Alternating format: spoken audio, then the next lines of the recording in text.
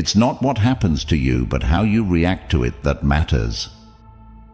Did you know that the ancient Stoics had a secret weapon that could make them immune to the chaos and emotional turmoil caused by difficult people in their lives?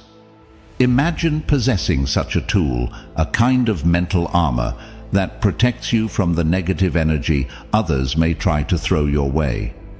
This isn't just a piece of ancient history, it's a practical strategy that can transform your life today.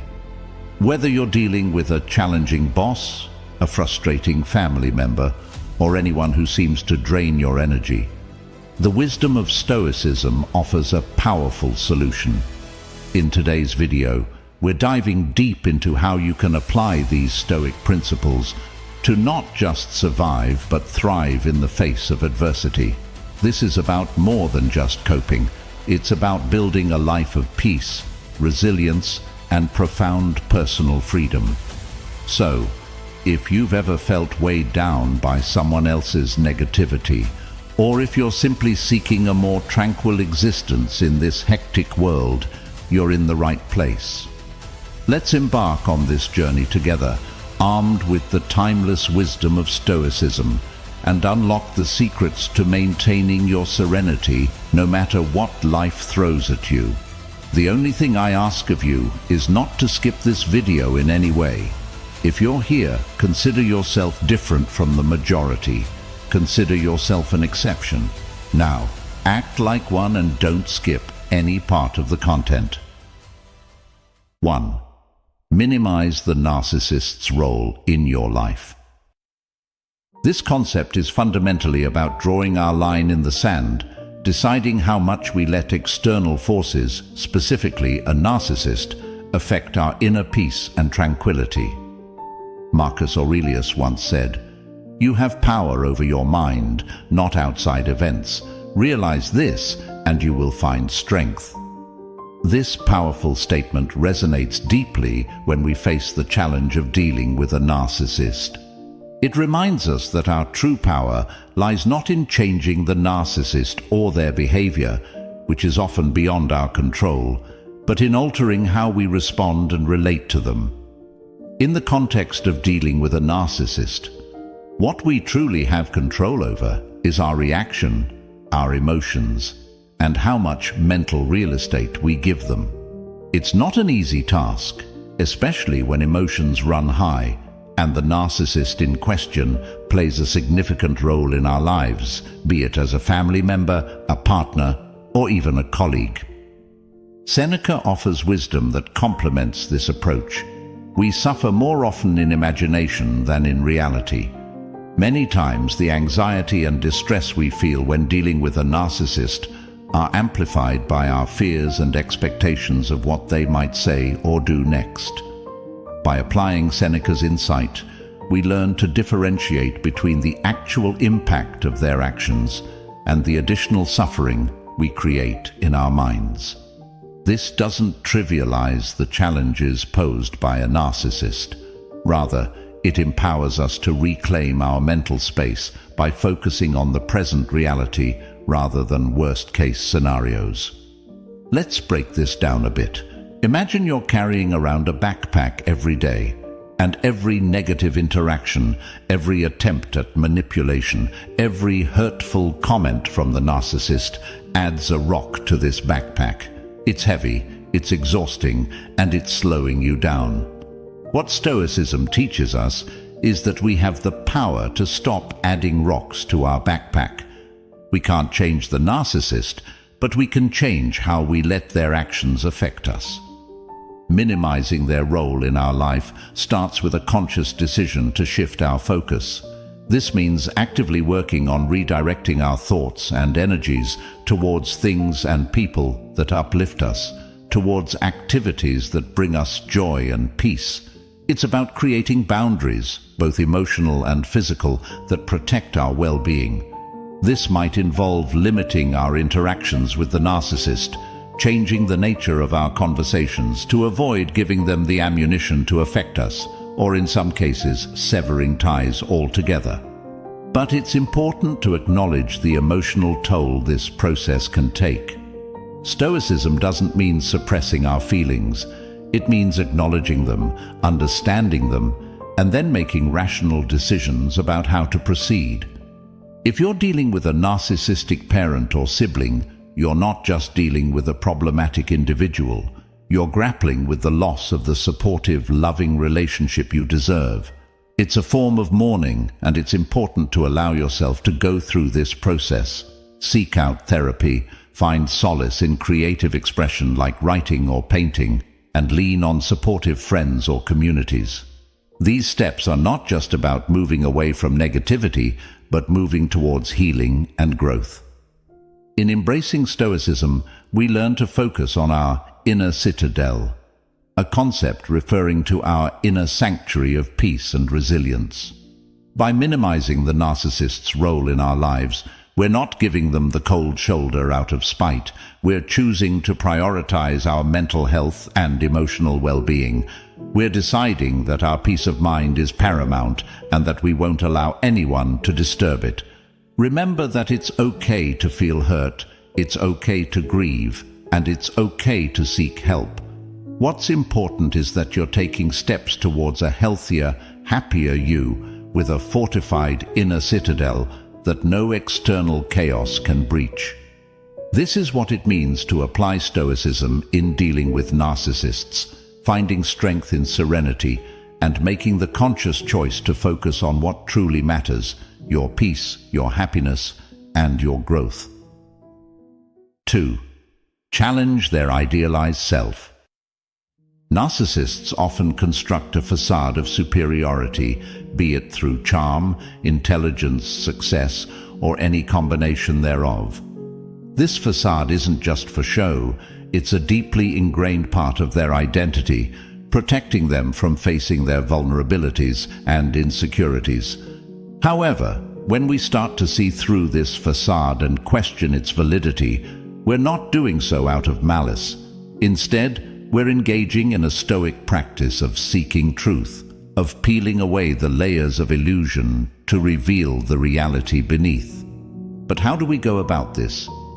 First, it's important to anchor ourselves in the principle of Stoic indifference, differentiating between what is within our control and what is not. Our goal is not to change the narcissist, an outcome beyond our control, but to change our perception of them, thereby reducing their power over our emotions and reactions. When you notice the narcissist flaunting their exaggerated self-image instead of directly confronting them or trying to tear them down, you might choose to subtly question their narratives. This could be as simple as asking, "How did you come to that conclusion?" Or, "Can you tell me more about that?"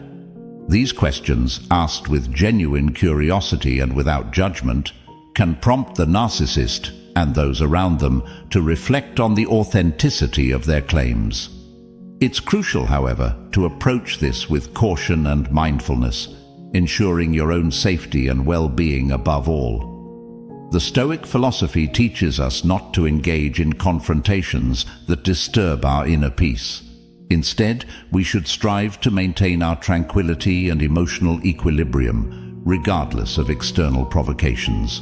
This means knowing when to engage and when to withdraw, always prioritizing our own serenity.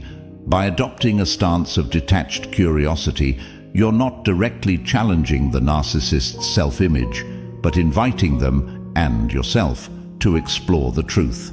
This subtle questioning can gradually deflate their grandiose perceptions, not through direct confrontation, but through gentle, reflective inquiry. In doing so, you may find that their influence over you diminishes, allowing you to see the situation and the individual more objectively. This strategy aligns with the Stoic practice of prosoche, or attentive awareness, where we remain fully present and conscious of our thoughts, words, and actions. In maintaining this mindful awareness, we can navigate our interactions with the narcissist with grace and wisdom, ensuring that we remain true to our values and committed to our pursuit of tranquility. Challenging the narcissist's idealized self-image from a place of diminished importance in your life is about seeking truth in a compassionate, non-confrontational way. It's about gently uncovering the reality behind the facade, guided by the Stoic virtues of wisdom, courage, justice, and temperance. By doing so, we not only protect our own peace of mind, but also offer the narcissist, however indirectly, an opportunity for self-reflection and growth. 3. Pursue personal growth through therapy. This journey of self-awareness and healing is not a passive process. It requires active participation, courage, and the willingness to confront sometimes uncomfortable truths about ourselves. This path is not about confronting the narcissist or changing their behavior. It's about focusing on ourselves, our growth, and our well-being. Stoicism, with its deep roots in the cultivation of self-awareness and personal virtue, aligns perfectly with the therapeutic journey. It encourages us to look inward, to understand our reactions, emotions, and the values that guide us. Seneca's wisdom resonates deeply here. No person has the power to have everything they want, but it is in their power not to want what they don't have, and to cheerfully put to good use what they do have. In the context of therapy, this means acknowledging our current limitations or pain points, not as permanent fixtures in our lives, but as challenges from which we can grow and learn. It's about shifting our focus from external validation, particularly from those who cannot provide it in a healthy way, to internal validation and self-compassion. Therapy offers a sanctuary for this introspection and growth. It's a space where we can openly explore our feelings, experiences, and the impact of our relationships without judgment.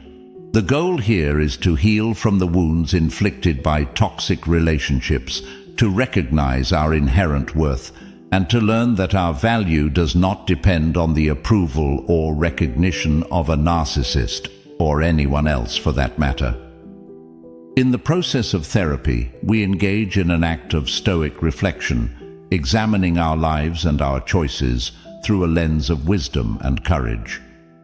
We question the beliefs that have tethered us to toxic relationships, beliefs that may have led us to seek validation from those incapable of giving it in a healthy way. This self-examination is crucial for detaching from the need for external approval, a step that empowers us to reclaim our independence and autonomy. But therapy is more than just a process of detachment. It's also about building something new within ourselves. It's about discovering joy, passion, and peace on our own terms, crafting a life that is aligned with our deepest values and aspirations. This aligns with the Stoic pursuit of a virtuous life, where happiness is found not in external accolades or relationships, but in living according to virtue. Engaging in therapy and personal growth is a powerful act of resistance against the negativity a narcissist tries to impose. It's a declaration that we are more than the roles we've been assigned in their narrative, that we have the strength and wisdom to define our own stories. This is the essence of Stoicism, recognizing that our power lies in our ability to choose our responses, to cultivate our inner garden, and to live in accordance with nature and reason. This journey of therapy and self-improvement is not always easy. It requires bravery to face our vulnerabilities, to confront our fears, and to step into the unknown. Yet, it is also a path filled with hope. As we peel away the layers of pain and self-doubt, we uncover the resilient, vibrant self that has always been there, waiting to be rediscovered and celebrated. In the spirit of Stoicism, we learn through therapy that the ultimate freedom comes from within. It's the freedom to choose our attitudes, to respond with wisdom and compassion, and to live a life that reflects our truest self. This process of healing and growth is a testament to our resilience and our capacity for change. It reminds us that no matter the challenges we face, we have the power to cultivate peace, joy, and fulfillment from within. So, as we navigate this journey, let us do so with the courage of a Stoic, embracing therapy and personal growth as opportunities to become the architects of our own fate. Let's commit to this path of self-awareness and virtue, knowing that each step we take is a step towards a more authentic, empowered, and peaceful life. 4. Protect your mental space by controlling your reactions. Stoicism teaches us that while we cannot control external events or the actions of others, we have absolute control over our internal world, our thoughts, reactions, and emotions. This principle is incredibly empowering, especially when dealing with a narcissist, whose behavior can often feel like a direct assault on our mental peace. Let's unpack this a bit. The narcissist, by nature, may attempt to provoke, manipulate, or unsettle you through their words or actions. The instinctive reaction might be to respond in kind, to defend yourself, or to engage in the conflict. However, this is precisely where Stoicism offers an alternative path, one of calmness, detachment, and inner tranquility. Choosing to control your reactions is not about suppression or denial of your feelings. It's about acknowledging your emotions and then making a conscious decision about how you wish to respond. This might mean taking a moment to pause, to breathe, and to reflect before responding. It might mean choosing not to respond at all. The key here is the realization that your power lies in your response. You are not at the mercy of the narcissist's whims.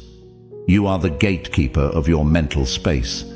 This strategy requires practice and mindfulness. It's about developing a keen awareness of your emotional triggers and the habitual patterns that dictate your reactions.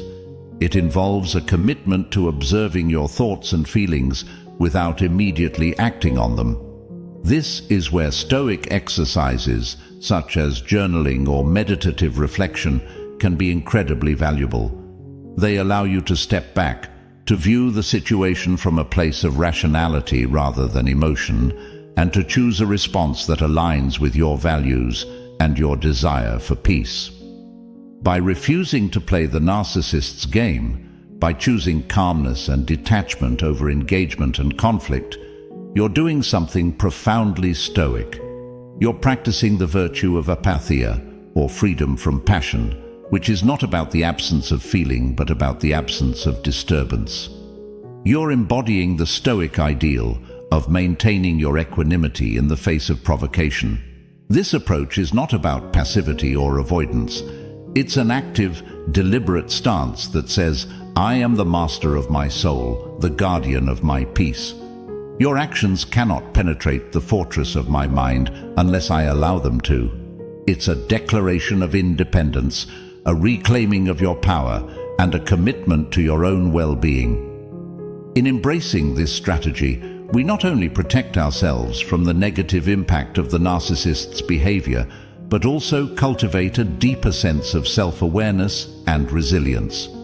We learn to navigate the world with a sense of calm and assurance, knowing that our inner peace is unassailable. This is the ultimate freedom, the freedom to choose how we respond to the world around us, to live in accordance with our principles, and to maintain our tranquility, no matter the challenges we face. Let's remind ourselves that we have the power to protect our mental space, to control our reactions, and to live with dignity, serenity, and strength. This is not just a strategy for dealing with narcissists. It's a blueprint for a mindful, virtuous life.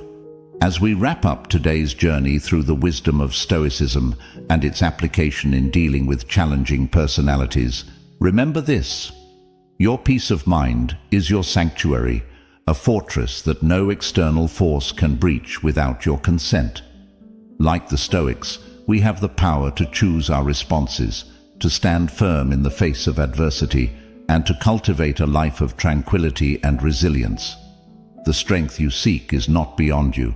It is within you, waiting to be harnessed and nurtured.